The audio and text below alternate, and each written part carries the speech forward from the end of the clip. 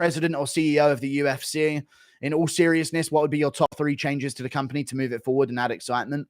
I would do 155, 165, 175. Dumb. I would do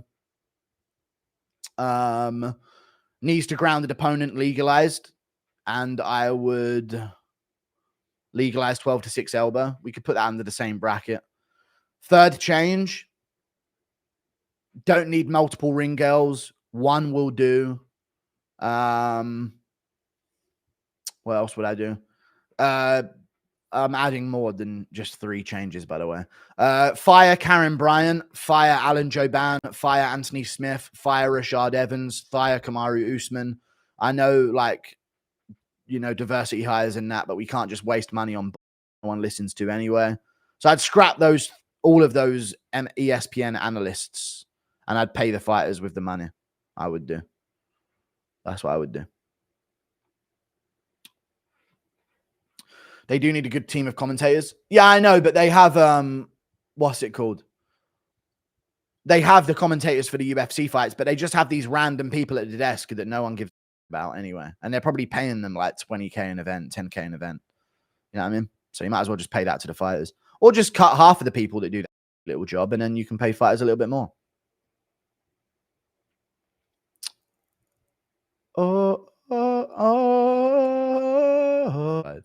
Did you see the Weasel's new Aspinall interview? He did not just interview Aspinall. I won't believe it. No way has he one-upped me like that. There's no chance. I don't believe it. He did not. You lied. Would you interview Volk next? He would be up for it? No. No, I won't interview Volk. I think the next interview I'm going to do is Moicano. I don't know who else to do. I want to interview Duplessis, obviously. So the next one should be Duplessis. Unless he's a... No, he's probably locking in for his fight. I get it. But it is what it is. But yeah, I want to interview Moicano as well, because he's fighting in September. And this is big main event. So I'll definitely do an interview with Moicano for the build-up of that one. Manel Cap, if Drickus is just busy. Is busy. Yeah, I don't know, though. Manel Cap might be tricky to get a hold of on fight week. He's a pretty wild dude. Moicano still owes me 100. Okay, intriguing. I'll bring it up to him, maybe. Nick23 MMA, you the guy that made my Roy Nelson edit on TikTok. People have been sending me that. Short Kings don't realize how tall 6'3" is. It's pretty tall. And I'm a tall 6'3" as well. You seem to have good shoulder genes as well. Thanks, bud. I'm wired AF. Everyone has that, though, yeah. I don't have bantamweight hands, dude. My hands are just not huge. But my hands are bigger than average for a man.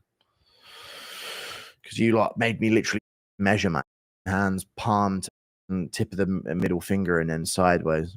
They're larger than average. Don't try and come at me.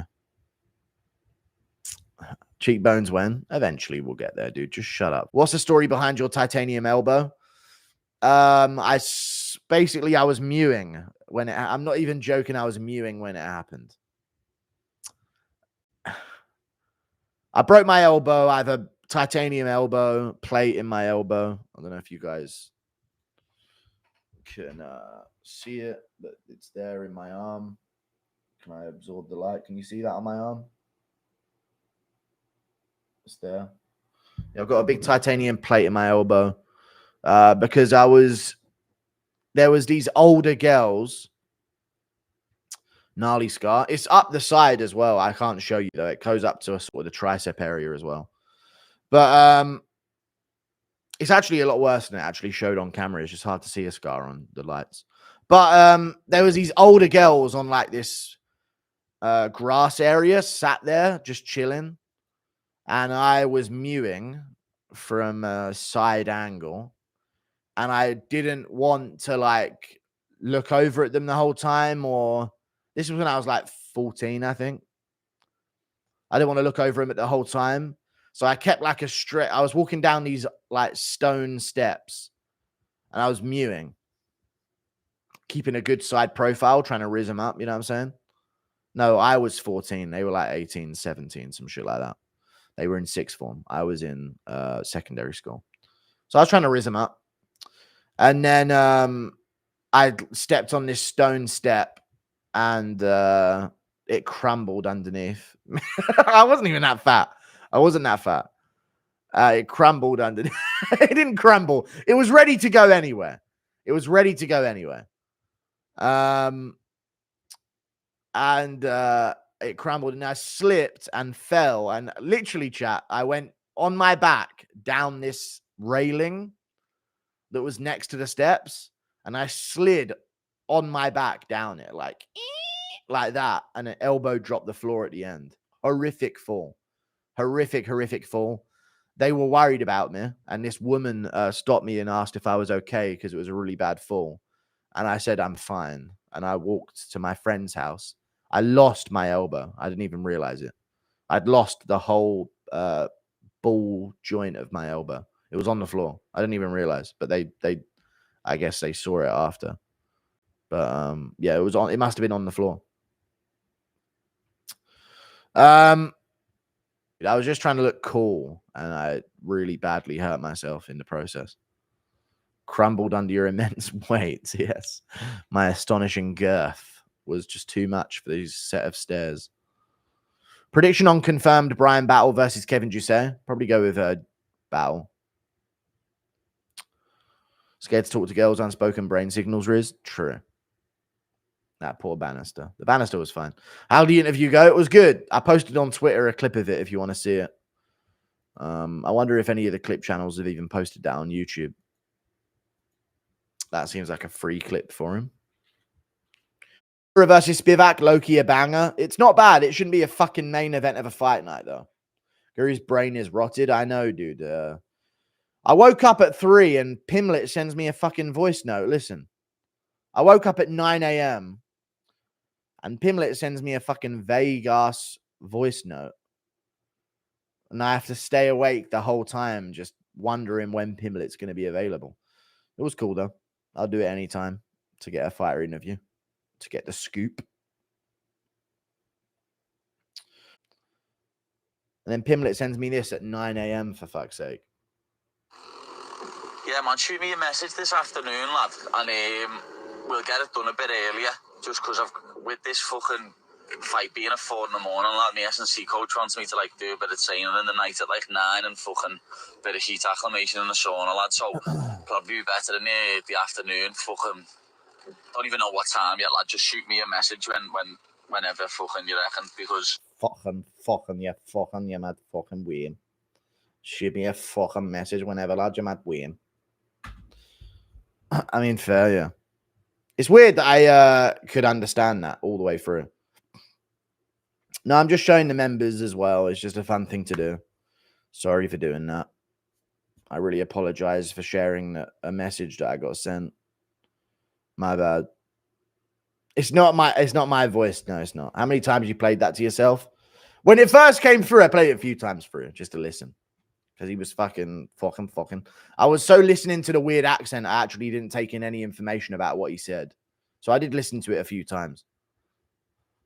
Because I was like, he's saying it funny. And then I was like, oh shit, I should actually listen and see what he actually said. Sent you a McGregor type message? Yeah. Be honest, you've gooned to that voice note. I may have laced my phone in jism about that voice note. Just layered all over it, you know? Did that voice note echo around the manor? Yes, it did. My big empty manor. I'm telling you, dude, this place is fucking legit. It's wasted on me. It really is wasted, dude. Someone else could have so much more fun living here. Remember when Lemos Dern got fighted tonight over Whitaker Costa? I do remember that. It was fucking disgraceful. And literally, yeah, not even because Dern did anything. Lemos just beat the shit out of her. Just got home. It's all good. Skibbity. Makayev versus Cap. Thoughts? Should I interview Manel Cap next week? Because apparently he attacked Makayev backstage and cut him open really badly. And Makayev's been fucking dead silent on social media since it happened as well. So if I can get confirmation on that, I will try and interview Manel Cap. Because apparently he attacked Gene Silver did an interview and he said that he saw Manel Cap attack Makayev. Cap said it was fake. It was fake. Silver was memeing. Ah, fuck, dude. That's sad. I wish it was real. All right, no interview for Manel Cap then. You've done it. Stop having your Steve Erseg nose profile picture in my fucking chat, please, dude. Don't do that. Okay, that's enough.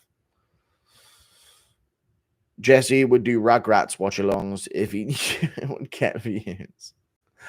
Well, easy way to collab with Pat Barry. Hey, yo. What's the sphere card? So far, the sphere card is Ronaldo Rodriguez versus Ode Osborne, Edgar Sheyrez versus Kevin Borjas, Yasmin Yaregui versus Ketlin Souza. I'm imagining they're all on the early prelims. And then Mikel Pereira versus Anthony Hernandez is on the main card, and Aldana versus Jamont is on the main card. So that's what we got so far. I think they should add Lopez versus Emmett, or just Lopez versus anyone they can put him against. You want Diego Lopez on the sphere. You also kind of want O'Malley headlining. I think O'Malley is the perfect guy to headline. Grasso in the co-main event, and then you need a huge fight on the main card again, which should be Strickland Whitaker, but Strickland's a bitch. So I don't know. They need a big fight to be in the feature fight, a big important fight, such as I don't know. I just don't know. What's a big important fight they can put? There isn't really one. There isn't really one at all. How sad. How devastating, I tell you. Awful, awful stuff. Usman versus someone. Yeah, maybe Usman. This is where you deploy Usman. That could work. You're looking yoked, brother. Thanks, brother. I'm yoked AF right now, dude. Thank you for the $5. Wait, I've missed a few. Would UFC benefit from terminating women's MMA? I think they would, yeah. I think they would. There'd be less cards, but who would care? You know what I mean? Thank you for the 7 months of membership. Lucas didn't have a BJ Penn in his top 5 lightweight goats. You got to have him in the lightweight goat top 5. Vulcan Holloway above Aldo. He's really too casual to bother listening to anymore. I don't know. I haven't listened to his arguments yet. Volk does have better wins than Aldo. Like, you got to, like, a lot of the older wins aren't good. Who did Aldo really beat? Lamas, Cub Swanson, Kenny Florian. Like, there is a point to it. You know what I mean? I get, like, the new era of the sport are just way better. Edgar's a good win. Edgar's a good win from Aldo. Faber. They're good wins. They are good wins, but the sport is evolving rapidly, so.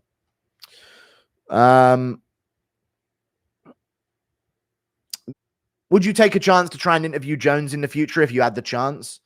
Yes, if I had the chance to take the chance. Would I take the chance if I had the chance? Yes. Chance. The word chance. You love the word chance, you slut. Yes, I would. Thank you for the $5. Not in person, no, fuck that. Do you have any idea how early we had to get up for this stream in the Middle Eastern cards? Spare a thought for your suffering Australian fans. Okay, I'm sorry. I just thought I'd go a bit earlier today because I got up early to interview the pad man, the padster, the padmeister general, Mr. Paddy Pimblett. Imagine report. Okay, stop trying to get me in trouble, grey shirt clip farming, you pussy.